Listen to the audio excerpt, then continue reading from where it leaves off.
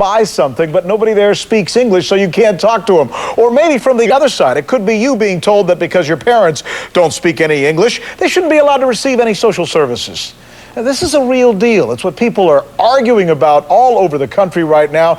And really, it goes deep into the American psyche. It's so much that it's being reflected in many of the polls that they're taking right now. In fact, I got one to show you. Let's see if we can break this down for you. Let's go over here. Look at this. This is 1965. They asked Americans a very simple question. Should people who cannot read or write English be allowed to vote in this country? The answer back then, 48-48. Pretty much split. Now, look at how things have changed. Jeff, move over just a bit. This is a more recent poll, 2006, when they asked the same question. Americans are now saying, no, it's very different. 53% are saying, no, they should not be allowed to vote in this country if they don't speak English. And they're saying that this should probably be more of an official language, only 41% on the other side. A lot of people out there say one nation, one language, and the language has to be English.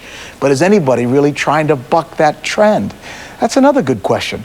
Colorado Republican Congressman Tom Tancredo says yes. He says they are trying to buck that trend, and he tends to say that they're doing it for a specific reason. He's running for president, in large measure, by the way, on that argument. Also with us is Migeul Perez.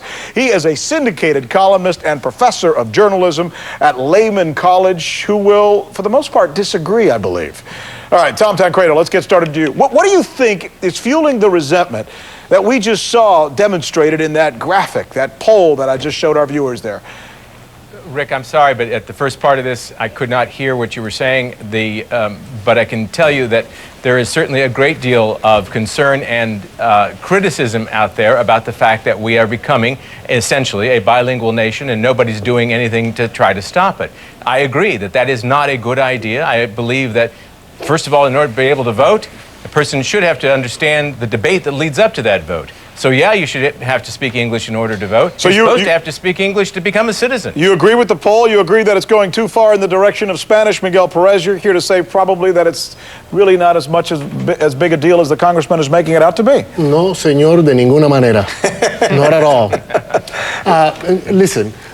What is heating this debate is people, unfortunately, like the congressman, who are dividing this country, in my opinion, because I don't think that we should be concerned about knowledge, about knowing other languages. All over this world, people want to learn and speak several languages. In this country, we have this narrow, some of us have this very narrow mentality that we should only speak English and English only. It's detrimental to our future. Let's leave it there. I'm going to pick you guys up in just a little bit. But would you believe that there is now a city in the United States where the official business is done in, guess what language we're talking about here? Tom Tancredo, what language do you think that is? I know there's one that's doing it in Spanish. Spanish, you're absolutely right. We're talking the official language, folks, and that's getting to a lot of people, and it's making them really angry about this. It's Spanish.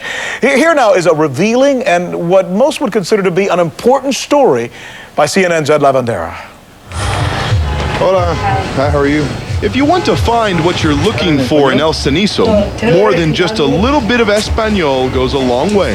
¿Habla español o inglés? Both?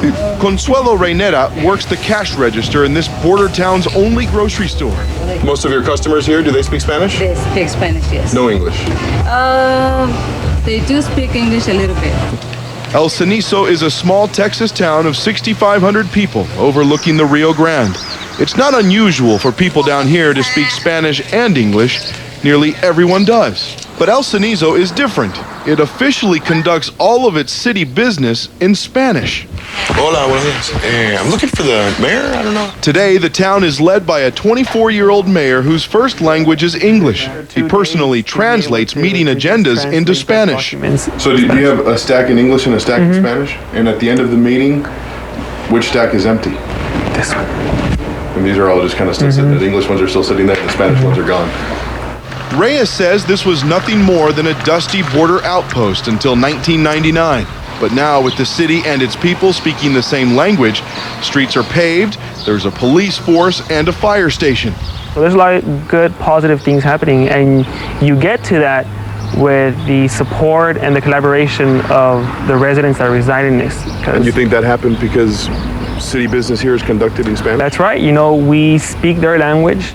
Most of El Cenizo's residents are Mexican Americans here legally. Reyes says since city council meetings are conducted in Spanish, more people participate. What do you say to those people who say, you know, by God, this is the United States? You need to speak English. No, I agree. There's no doubt in anybody's mind that if you want to prosper and you want to get a good job, you'll need to learn how to speak English. People here like to joke that the official language should be Spanglish, a little bit of both languages, so everyone can understand. Ed Lavandera, CNN, El Cenizo, Texas. Let's bring Miguel Perez back into this argument, as well as Congressman Tom Tancredo. I understand what that your argument is that people should speak a lot of different languages, and I think most people get that. But isn't it a matter of respect? Isn't it disrespectful to have a city in the United States where the official language, not just the spoken language, the official language is Spanish? It's disrespectful to speak a foreign language in front of people who don't understand you. I agree with that. I think we should be, courteous in that sense. Some people automatically think that you're talking about them, whether you are or not. Yeah, but no. Let's go back to the question of the official language. The official. I don't agree with that. I think it was a stupid mistake on their part because it gives the people who are against us immigrants, against us Latinos in this country, ammunition. So the takeover mentality. I don't agree, but let's remember that this is a border town. This is not happening all over the country. This is a border town where most of the people there, the overwhelming majority, speak more Spanish than they do English because most of them are Mexican. They are recent arrivals from Mexico, but many of them are legal. But again, this is a unique case, and I think even though it was a unique case, it was dumb of them to do it. Congressman Tom Tancredo, a lot of the folks down around the border would say, look, we never crossed the border, sir. The border crossed us. You've heard that argument before. What do you say to folks who say that? First of all, I think that they're right. Miguel is saying that it's a unique situation, perhaps today, Miguel, but it is certainly not going to be unique in 10 years from today. Because that is exactly what is happening. The problem is a matter of numbers. And, when you say that we all should speak many languages, I totally agree with you. My wife taught Russian in public schools for 27 years. We're all for foreign language education. I wish everybody were bilingual or multilingual. I wish I were. But I'll tell you what, that's not what we're talking about here for the nation. We are talking about a nation that needs something that holds us together. A glue, Miguel, that holds all people together regardless of where they came from, regardless of what they spoke before, the culture that they came from. Something in this nation has to hold us together. And you know what that is? It's called the language, English. That is the glue. It is important for us all, regardless, and it's got nothing to do, sir, with being against immigrants or against Latinos. You like to phrase it like that because you want some fight on that basis, but it's got nothing to do with it, Congressman, let's give him a chance. Congressman, let's go ahead and give him a chance. It already binds us together. We all recognize that English is the national language. Congress even voted on this a while back. It is the national language. The people who want to make it official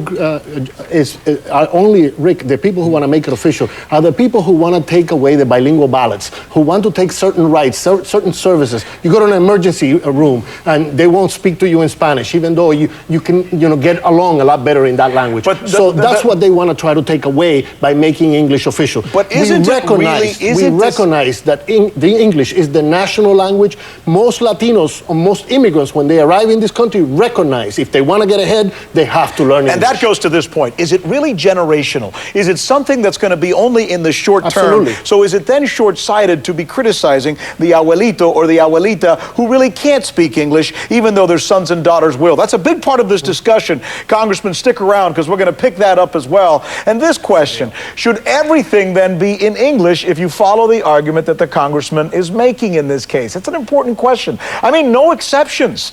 We're going to bring you a couple of guys who are going to be talking about that as well. And I want you to do something for us right now.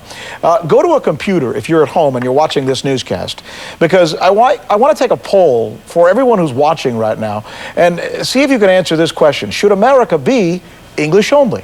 Should America be English only? Log on to CNN.com/Uncovering America and then scroll down to our quick vote question.